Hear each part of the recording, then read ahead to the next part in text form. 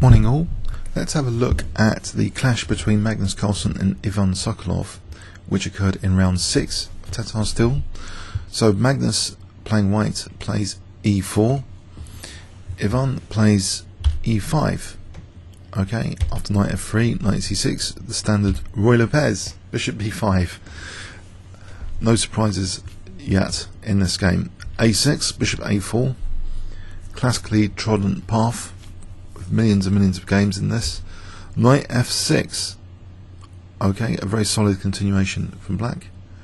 After castles b5, bishop b3, and then bishop b7. This early Queen's Bishop fianchetto, and I think this is the old Archangel variation, or is it the modern one? But usually this bishop is coming up here to c5 in this, and we see that now after d3 we see the move bishop c5. Okay, one slight issue with this system is that later, if this bishop is over here for example, a later pin can be annoying, and there's some controversy about whether it's sometimes good to routinely play bishop g5. You might think that sometimes black plays h6 and g5 and kicks the bishop over here where it's kind of useless and out of the game. There are always ups and downs in chess, it's never so clear cut. If this bishop's over here and this pin is more effective, and breaking the pin with h6 and g5 is going to occur, black is going to inflict on himself or herself light square weaknesses, particularly the f5 square. So I'll pay attention to the f5 square in this game if this is going to happen. So a4 is played for the moment. Black's queenside structure is a little bit fragile, and b5 in particular can be, the support for it can be taken away a little bit with an a takes b5 at some point, or it might be encouraged to go forward, weakening some light squares here. So there's two key light squares that white sometimes is playing for indirectly then, c4 and f5 in this position, trying to provoke black pawns onto the dark squares to create light square weaknesses. This bishop also could be a potential menace on this diagonal, and black may want to evict that bishop completely from this diagonal if possible. Black plays in this position, just castling, putting the king into some safety, a very good move. And after bishop g5 we have this scenario of the pin. So the strategic implications of breaking the pin, assuming the bishop's not going to come back on this diagonal, it's going to try and maintain the pin. Will it be controversial for black to start putting pawns on dark squares, creating corresponding light square weaknesses? Well, okay, there's no real tactical solutions here. This is an annoying pin. Unless black wants to put the bishop back, which is sort of defeats one of the purposes of the system, one of the styles of the system, to have these two bishops potentially quite dangerous here, then it doesn't usually want to play bishop e7. Note with white's d3, instead of going for a plan with c3 and d4, this bishop is kind of kept out of the game more. It's against this granite block here of light squares. It's trying to shut this bishop out of the game as well, this structure. The appropriateness of playing for c3 and d4 has been tested here. Given this fianchetto, it's slightly different. White wants to shut at least that bishop out of the game and exploit this bishop on c5 with this pin. So we see this kind of provocation now, actually, that h6 is played, and you might think this is a bad idea, but I've always thought myself that the f5 square is always compromised. You see that in King's Indian variations of the King's Indian with such a similar analogous pin, that the unpinning creates light square weaknesses. So bishop h4, now black commits to not unpinning with bishop e7. He closes out that bishop from the e7 square, reinforcing the e5 square though, which means that this knight is freer to move without losing e5. The knight can evict the bishop from this diagonal potentially, which could be a nuisance tactically if this rook wants to move later without the soft spot being such an issue. So the move knight a5 at some point might interest black. Here we see the move c3. The intention of this is not necessarily to play d4, because as mentioned, this is a nice wall against the bishop. The intention might be to give this bishop this diagonal or this square here. We'll see what black does now. Queen e7. Okay. If the queen moves off this diagonal, of course, bishop f6, double pawns, thank you very much. Knight h4 to f5 looks pretty devastating, combined with queen h5. Queen's got to stay guarding f6 for the moment. Black's not yet using any forcing move like g5 to break the pin. Knight a3. Another intention and benefit of the c2 is revealed, that actually by gaining a tempo attacking b5, maybe potentially the knight can even route like this. Taking on e3 will give white some dynamism on the f file, so this might be a potential route. In some situations it's sometimes used, but will it be the case here? What piece is going to use the c2 square? Black's next move indicates actually the answer. After knight a5, or begs the question rather. The question now is, does the bishop want to come back here? What about moves like bishop takes a3? That would inflict structural damage. Or there might even be other issues with bishop a2 here, like maybe just b4. Mind you, then knight c4. I think we need to check that in the second pass. What will be the consequence of bishop a2? For the moment, well, here the answer is given. Magnus is using the c2 square for his bishop. Is the knight completely useless on a3? Well, potentially b4 might be answerable in some situations with knight c4, especially because the bishop is solidifying e4 here. So taking in some situations, e4 is going to be okay. But the knight has also got the option of b1, less committal, staying out of trouble. Still encourage the black pawn on a dark square for light square weaknesses to be an issue later. And we get this question asked now about this knight. Will it really want to go to c4? The problem with, so b4 is played. The problem with going to c4 here, black has forcing moves available. If knight c4, it would seem knight takes, d takes, and forgetting the ugliness of the double pawns, black might have g5 there, and then e4 is vulnerable to this bishop. So white wants to keep the solidity, as mentioned before though, of e4, and definitely not lose e4. So perhaps this explains Magnus's next move. So it looks like a passive retreat, and why was knight a3 played? A lot of it so far is about encouraging light square weaknesses. To encourage light square weaknesses, you're kind of encouraging forcing moves from black, where the forcing moves are pawns going onto dark squares, whether it's b4 or g5. c4 or f5 will be the corresponding light square weaknesses here.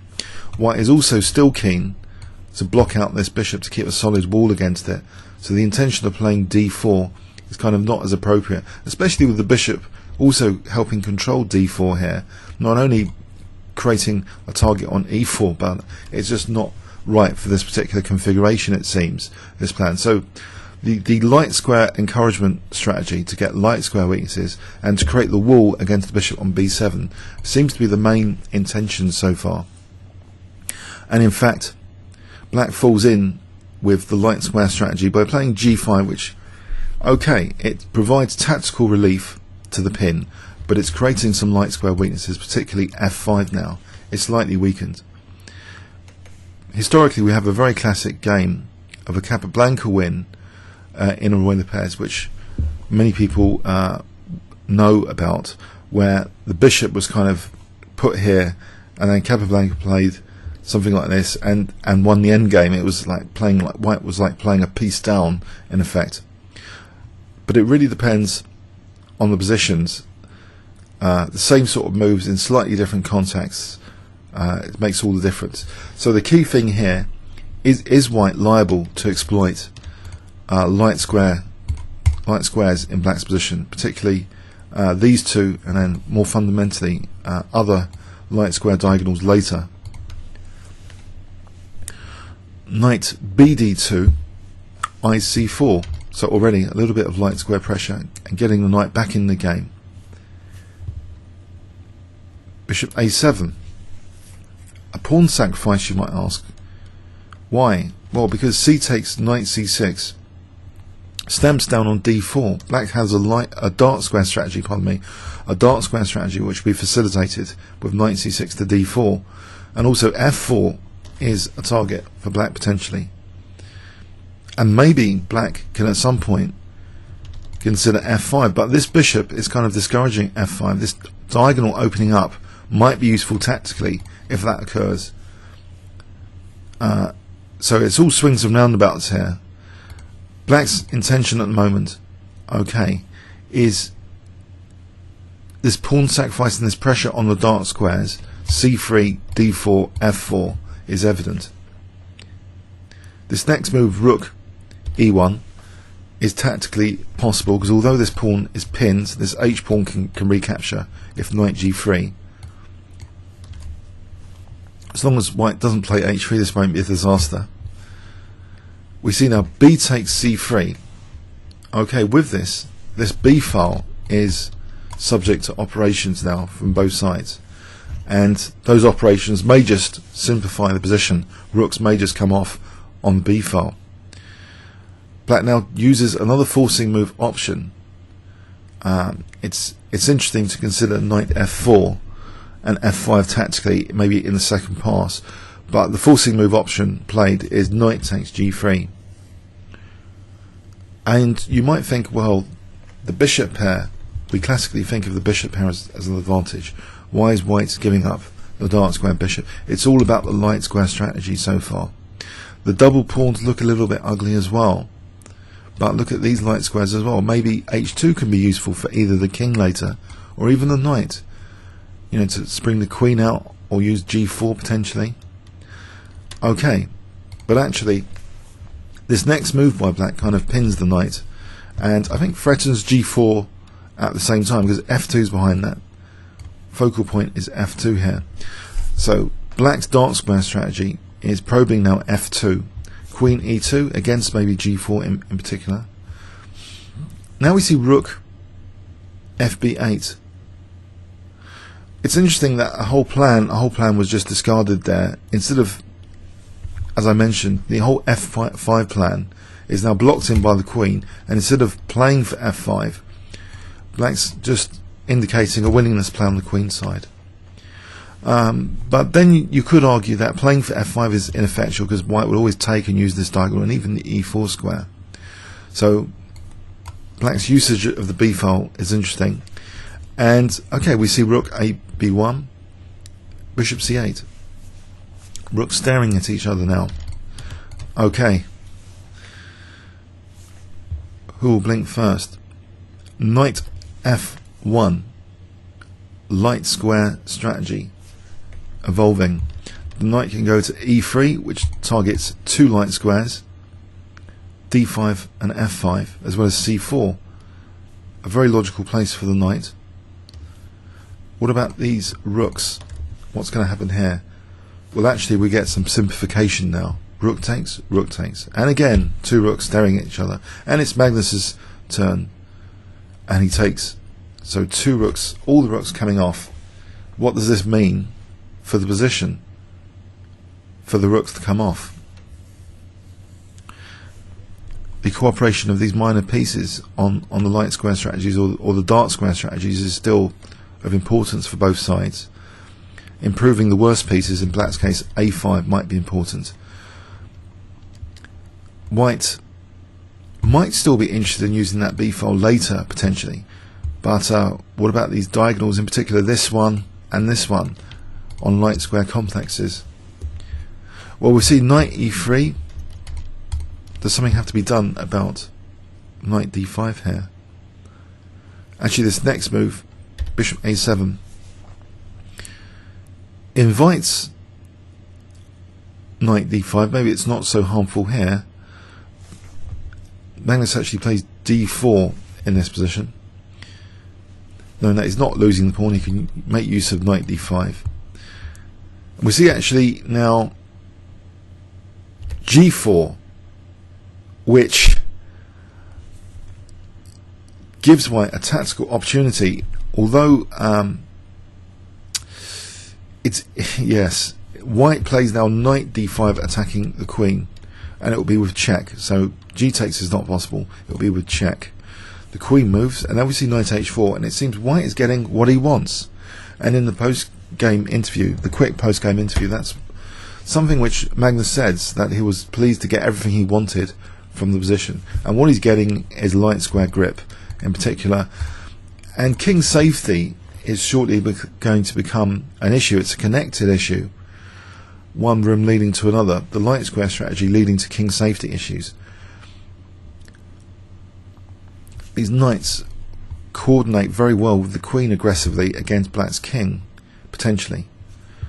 And in particular, a knight on f5, which is a light square, is one of Kasparov's favourite squares for attacking. And when he gets a knight on f5, he usually wins games on the king side. So c6, knight e3, a knight is going to be entrenched on f5 now. So after h5, knight hf5. Why does it look so easy? Why is white getting everything he wanted? It seems to be the case. I don't know. Magnus's opponents are spellbound. This bishop's even tied down to a6. This knight is not so impressive. This bishop's still blocked out with the d4 square, now supported by a light square knight. It looks like a beautiful position for white at this moment. Queen f6. Putting pressure on d4, that's parried queen d3, and also creating the potential for d takes now, with d6 as a vulnerability, which means d takes will have to be played, potentially. Bishop b6. Okay. So we see now bishop b1. Look at this diagonal. It's going to be a bit vulnerable. Light square diagonal. Can black afford to play any bishop e6s, or is he tied down to a6 here? We see king f8 and now bishop a2. The grip is strengthening on the light squares. First it was f5. Now this diagonal is feeling some intensity. Bishop c7. And now this b file, even, that leftover road from the previous operations, can be reopened with some traffic on it, with this queen. And this queen cannot easily parry that b file. It's stuck over there. It's not doing much here on f6 at the moment. King e8, where is the king going? Queen b4. What is the concrete threat white has here? Or does there need to be? There's a bear grip being created here on black's position. What can black do without losing material? For example, is it possible he can move this bishop still, or is there some problem with bishop d7 here? It looks a bit tactically vulnerable. These knights are kind of providing some tactical opportunities, and there's a forcing move opportunity at every point now. This bishop's kind of tied down to the knight. A bear grip seems to be evident here. It'll be interesting to see the very concrete threats in the second pass here that white has. Positionally, he's got what he wanted, but what's the tactical pressure like right now? Black plays d5, which seems to want to try and undermine and expose this as a liability, this f5 knight, try and undermine its support. Is that a problem? Bishop b1, just supporting e4 and f5 if takes. We see e takes d4, c takes d4. What do these pawn exchanges mean in the centre now? Black goes again with d takes e4, and we see bishop takes e4. The pawn structure has radically changed. An isolated queen's pawn, which doesn't mean too much here at all, it seems, because it's not easily blockaded. In fact, it's easily liquidated with d5, which would further open up the position.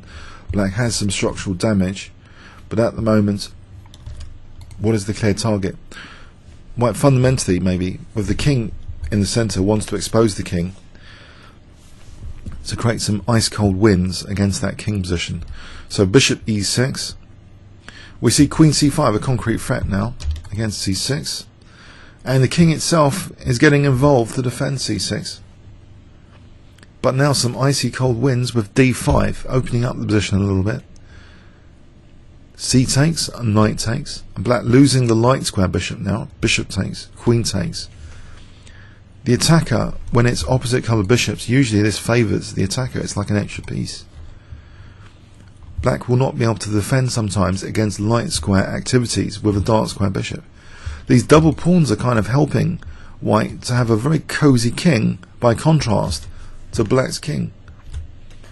White's king is sitting next to a nice fire, warm and cuddly, whilst black's king is facing icy cold winds. Okay, we see knight e3, creating ideas like bishop f5, queen takes h5 is on now. That's another threat. We don't just want to look at the action of the last piece, but what it creates for other pieces, the opportunities it creates for other pieces. So here, bishop f5 is an opportunity now. Queen h5 takes h5. Queen a8 is also on potentially. It looks difficult. Black plays queen a1 check, and the king enjoys comfort zone with king h2. And you might think h4 is dangerous for this h file. Peel open the h file. And what about this pawn here? Hasn't black just snagged a pawn? Okay. Winning the pawn over here is taking away some resource away from the king, surely. Though. A little bit away. Can it get back? That's the question. Pawn is taken. It seems a difficult position now for black to play. But he is a pawn up. Check. How many games though has Magnus won a pawn down so far, or even 2 pawns down in this tournament? Is this going to be any different here? Now in this position, it's interesting. How does white continue the attack? Needs some technical precision moves perhaps here. The move he plays seems intuitively very attractive, but might not be technically best, and we'll explore this in the second pass. Knight d5 doesn't leave the bishop free because we have knight f6 check, and don't just look at the piece that last move, look at the other pieces. Queen takes e4 to follow, so that's not capturable here. It's immune to being taken, and white now threatens all sorts of things. A lot of threats here. For example, queen a7 just using the pin, or let's see, let's look around. Maybe just queen f8 offering e4 for queen takes f7 and taking on c7. It looks pretty nasty, and also this coordination of the queen and knight looks nasty on dark squares generally. Black's next move maybe doesn't help his position at all. It leads to it's a difficult position anyway, to be fair, but white can now get an almighty pin now with bishop f5 check. The bishop is now pinned, and as I mentioned, you know, the attacking player in opposite colour bishop scenarios, that often favours the attacking player. And this next move is a bit of a crunching move, and actually it's the final move of the game. And I wonder if you want to pause the video, I'll give you 10 seconds, can you find it? It creates a really deadly forcing move, threat, which is unparryable, and it's no coincidence. It's on light squares. It's the culmination of white's light square strategy from earlier. Can you spot it? If I give you 10 seconds starting from now.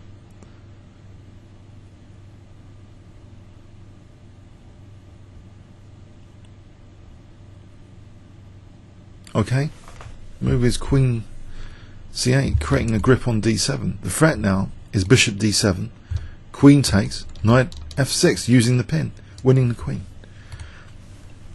Black resigned here. What else can he do? It seems hopeless.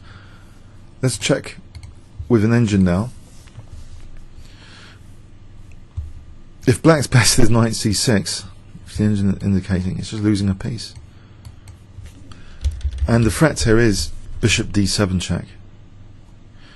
And in fact, there might even be a stronger threat technically, which is unbelievable. As far as humans are concerned, the threat is bishop d7. Because I think we're biased by, you know, what piece moved last with what clear threat for what it coordinates, but actually there's a move queen c3 as a threat here. which is difficult to demonstrate because we can't easily give black a null move. But maybe we can just observe that queen c3, we've got access over here, which would be mate, that would be threatening mate, queen c3 here. Because the king's shut off from d7, it's shut off from e7. So that would be pretty dangerous, queen c3. But okay, but from a human point of view, the simpler threat to observe, I would say, is bishop d7. Okay, so with both threats hanging here, though, yeah, black resigned. Let's go back and let's check, reference check here. Let's take it from this position. Okay, reference checking here, bishop b7.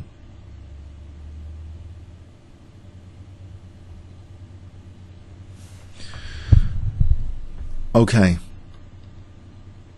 the most popular is bishop e7 here. Normal, more normal perhaps, Roy Pez, normal inverted commas, 6,742 games. Bishop b7, 3,706, quite popular. Bishop c5, 3,629. So the Archangel systems are quite popular here, with bishop b7 or bishop c5. They're about the same in terms of popularity according to my database. After that, d6 with 804 games. So the most popular is bishop e7. We're going into Archangel territory, bishop b7. Now the move d3 is with second most popular with 1139 games. Most popular is rook e1 with 1438 games. And now in this position, White's last chance for bishop e7 to avoid Archangel territory, perhaps go back into more Roy-Lepesian mainstream territory. 579 games. Bishop c5 is 348. Okay, now here a4 is the second most popular move. The most popular is just moving this knight here, which is a light square grip immediately on d5. The knight's not messing around like in the game on a3 later. 128 games. Nigel Short, let's play this. I remember an interview at the London Classic. I think we had this position at the London Classic with Nigel saying this is a great move, and he's played it before, and he was the commentator for that day. a4 is 107 games, second most popular.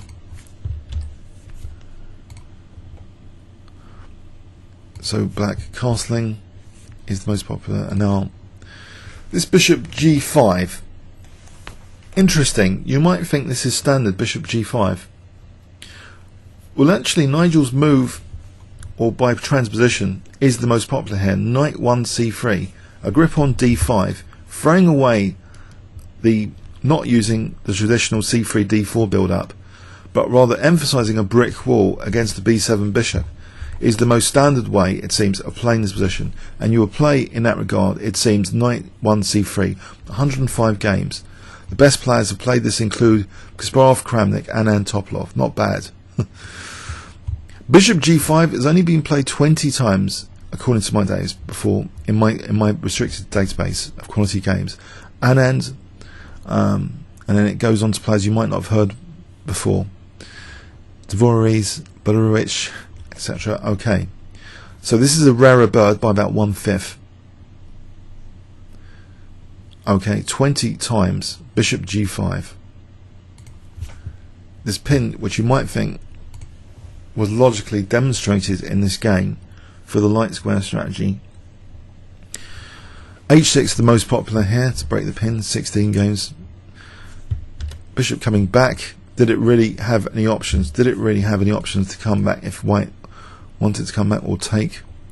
5 games with AB here, and it'll be interesting to see what happens after that.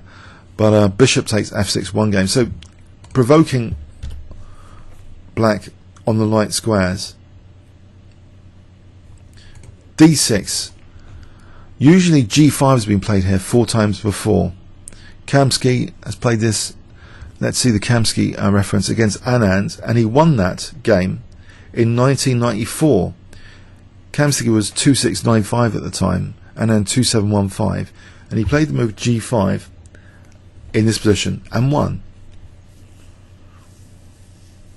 Of course, I've placed a completely biased picture about the light square strategy presented in this game, and I wonder how many of you would be interested in giving that such a high level encounter, the most high level encounter, if we quickly skim that game to see the other side of the coin here.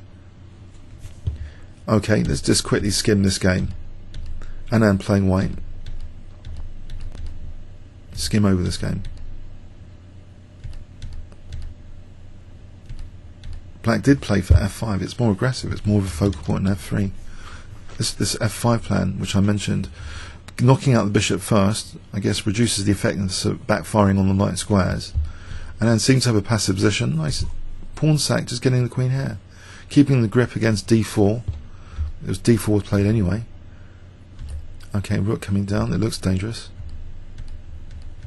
So this game is significantly different, of course, hugely different game, where Kamsky, okay, he seems to have a very nice position with the bishop pair, and white's queen side is also looking quite vulnerable.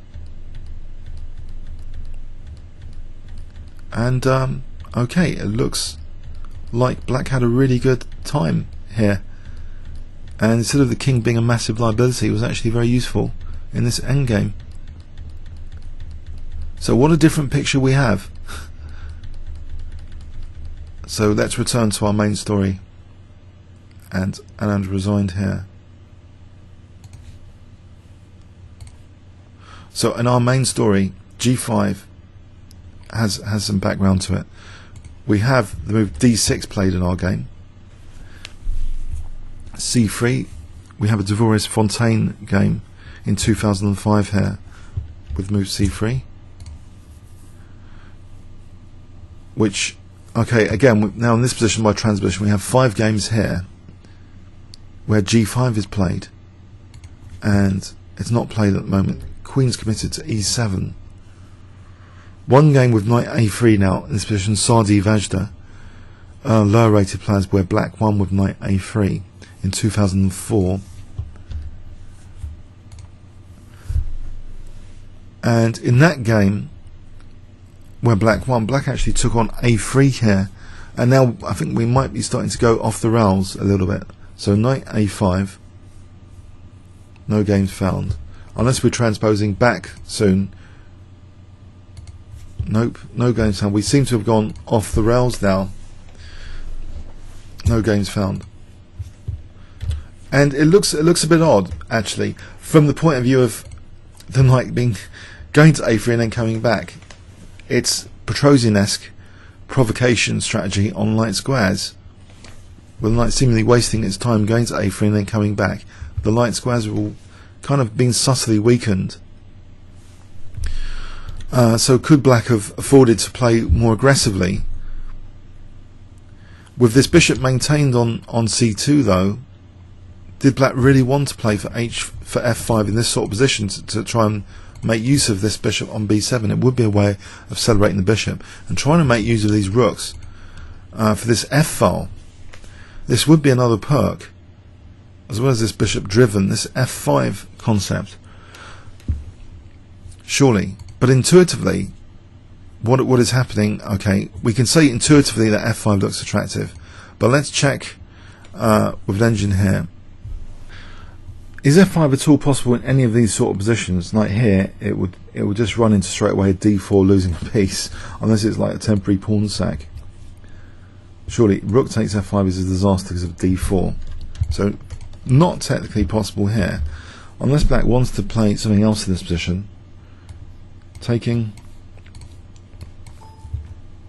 get the bishop out of the way. It's still better for white, it seems. It seems that okay, what is going on here technically in this position? d4 might be playable. Rook e6 looks a bit drafty for the king, and actually rook g6 is facilitated. So it's not too hot there, that plan anyway. Okay, we see now Engine liking black's position here at this moment. Rook e1. It took on c3, and he took on g3. And again, it seems okay. But is there a kind of easiness to play for white now? That okay, black's got the bishop pair, but one of the bishops is not doing much. This queen f6, it just stomps out that plan for seemingly a threat which just favours white for later a knight to get to h4 to f5. Why can't black play for f5 again is the question which may be of interest. There's always the move d4. You see, this bishop is always against this diagonal. Whoops, this diagonal. And here also we have an issue with the e5 pawn. Let's sack that temporarily. You'd think the bishop pair though, that black might be able to get something here and get his pawn back, maybe. It's interesting, it's becoming a little bit murky, perhaps, unless this diagonal is... Maybe black just feared this diagonal, he didn't want to do this. It is a bit of a concern. Here though, the evaluation might be starting to crawl back, or not. c4. We're going way off, but it just shows that f5 you might think could be interesting, with black having the bishop pair and wanting to open up the position, try and use this f file. Structurally, that is an underminable pawn, that e pawn. So queen f6 just kind of goes into a different type of game now, where we get the rooks coming off, kind of simplifying a lot, and white's still having this light square strategy. Okay, white's just a little bit better here, and after g4 a lot better actually. Was g4 actually needed? What was actually white threatening? Knight d5 taking on e5, and maybe bishop d3 targeting a6. Okay, so we see a forcing move g4, which seems to be playing into what white wants. And again, knight h4 is just what white wants, to get a knight to f5, manoeuvring his knights around like this. And you might think, what about this d4 pawn here in this position? I guess there's a huge punishment for taking on d4. Knight f5 threatens queen g4. If black has to give up the light square bishop, now this looks big trouble. For example, h5 f6, and that's big trouble. Whoa! I think queen e4 now is threatened. Is that right? Or queen e7? Well, definitely if bishop f6, surely queen e4. No, that's equal bishop g7. Queen a6 is a crusher here. Attacking the knight. Oh, the knight's a total victim now, because the queen's overloaded protecting these guys. So if c6 knight takes f6, that's just winning a piece, isn't it? Ouch. There's operations on both sides of the board here going on. Even this knight. So this is quite subtle stuff, really.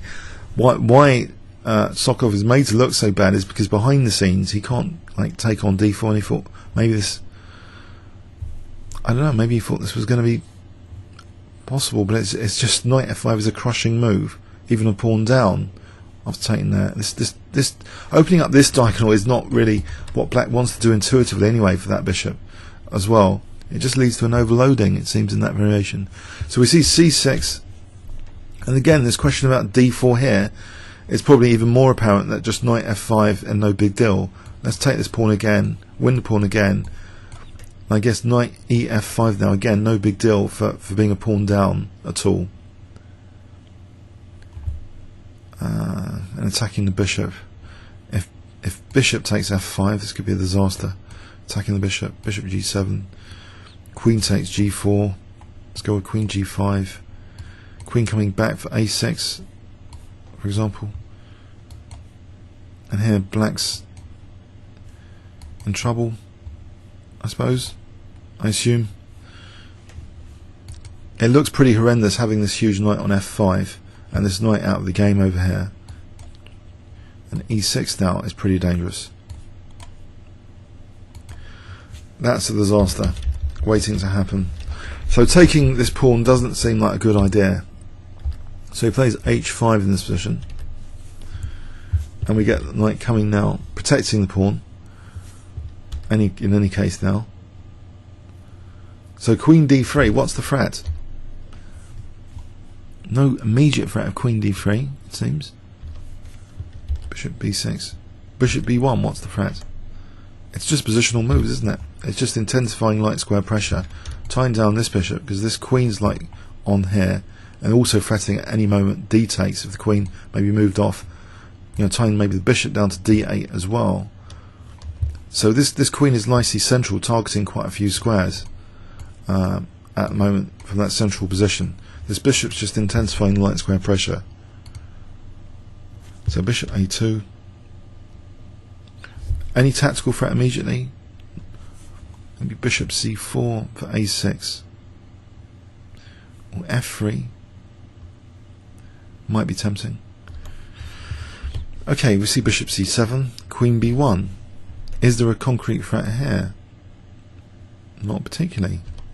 Okay, let's move on. Queen b4. A concrete threat here? Not particularly. Just a lot of pressure on black. This next move really changes the pawn structure, which pawns are the soul of chess, Philidor. He's really dramatically changing the pawn structure, and his king's a little bit drafty. Could his king have just moved back? The engine indicates just go back into this pen here. If d takes e5, that's no big deal, surely. Well, it's just fragmented pawns here. It's no big deal. So maybe king f8 was possible. Just trying to hold the fort. It's got the bishop pair after all. Should he be terrified in this position with the bishop pair? Looks as though the evaluation is not too bad. If queen b1, even bishop d7 can be played. See, there's moves to be played. The queen's been kept out of b7, b8 and b6 here, b5. Okay, so the king, I don't know, what we see here in this position is d5, very committal, opening up the position more. A temptation to undermine the knight on f5, bishop b1 reinforcing its best move, best move, bishop e1. We see a Petrosian-esque style, surely here. You see all these passive looking moves, retreats, and what are they doing? They're kind of encouraging black pawns usually to move forward and create weaknesses. So we see e takes d4 and c takes, and you see the evaluation's gone up. I think this is to do with king safety. D takes e4, bishop takes e4, the evaluation going up to nearly a pawn now, 0.95. It's starting to be visually unpleasant for black in king safety and structurally. Now some concrete threats on c6, yes, we are threatening to take that. The king coming in. d5 looks logical, the engine doesn't like it here. It seems at this depth. It seems entirely logical to try and open up the position. Bishop d3 just targeting a6. What would have black done on bishop d3? Out of interest. Knight b3, that's queen a7. Knight c1, adventurous. What is actually going on here as an example out of interest? Bishop takes. Why would white want to sacrifice a piece like that? Is a good question. Forget that line with queen a7. Queen f8. Is knight c1 ruled out here? Trying to undermine f5. Bishop takes a6 is on c8, isn't it? So that would be crushing. So maybe there's some point to playing bishop d3. There's also queen f8. If we leave this longer, it'll find even more technical moves. But the move Magnus has played, from a human point of view, we've got this king safety issue. We just want to create some cold ice wins for the king. d5 just blasts open the position. Still giving white a concrete advantage, and maybe even much better than the engine moves. All of a sudden, this is going up and up and up very clearly, without any of these tactical complications. Look at this.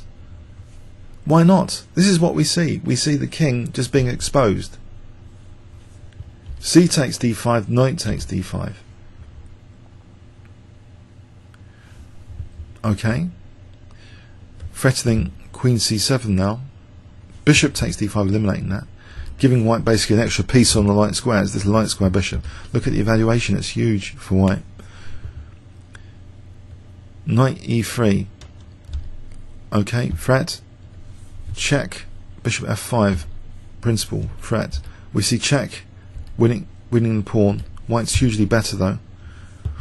Check. Best move in this position, check, yeah, to put the king on d7. What else was there? Many of us might fluff up this position, I guess. If we play bishop f5, do we totally fluff it up? Not really, it's still strong, this position here. Maybe it's difficult to fluff up. The king has been exposed. Losing a pawn shouldn't be such a big deal. So anyway, check.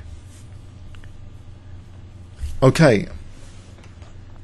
And the most crushing move apparently is bishop f5 check, but knight d5 seems very strong as well.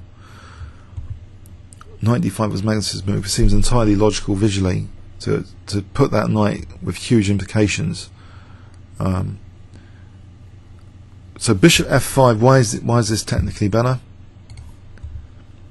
King e7. It doesn't really matter. It's academic. Queen a7. King d6. Taking here. And now why is king e7 ruled out? Is it because of knight d5? That's a mate in 6.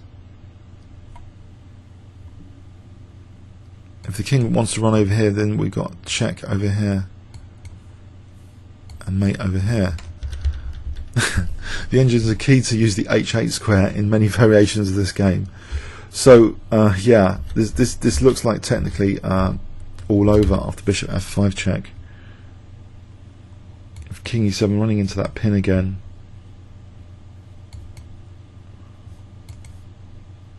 It's just horrendous, isn't it? Again, going into this same sort of thing. Okay, so knight d5. It's an unbearable position for black anyway. This isn't it? If black's only move seems to be almost well, terrible, putting the queen on the light square against this bishop. If that's the only move and it's still 1.58, it's not a big deal, is it? Queen c6. If he had played queen c6. The engines are keen to use the h8 square in this game. We see the move queen h8 as the killer move here. And why? Why would this be the technical killer move in this position? The threat is now knight f6 check, isn't it? Winning the queen. The queen is being placed on the light square. Queen e6. Let's go with queen e6 check. Okay. The knight is undermined a little bit, but check. And where do we move the king here? If king d7, white can torture black with queen takes h5, threat bishop f5, surely. We just basically see an attack where the white king is safe and the black king has been kicked around like a football, basically. And white has an extra piece on the light squares to torture black's king. So do we need to go further with this? That queen c6 doesn't help black. It doesn't. In the game we see bishop d8 just ending the torture immediately. +5, bishop f5 check. It's the move which engine likes. And now this crushing queen c8 is the final curtains. Threat. Queen c3 for the h8 square which the engine likes in this game, but also bishop d7 as we saw earlier. What can we say? It was made to look quite easy as a light square strategy example of exploiting light squares and provocation. Slightly off the rails with knight a3, as if this level of provocation with knight a3 was not been seen before much in previous high-level games. Most high-level games preferring a more traditional route for the knight coming to c3, not messing around with knight a3s in that system. trying to provide the granite block against the bishop on b7 and general light square strategy pursued like that. So extra provocative play from Magnus, culminating in a light square puzzle type position where d7 is the final light square of interest. And from the engine point of view, h8 has always been an interesting angle of this game, which engines would enjoy. Okay, comments or questions on YouTube? Thanks very much.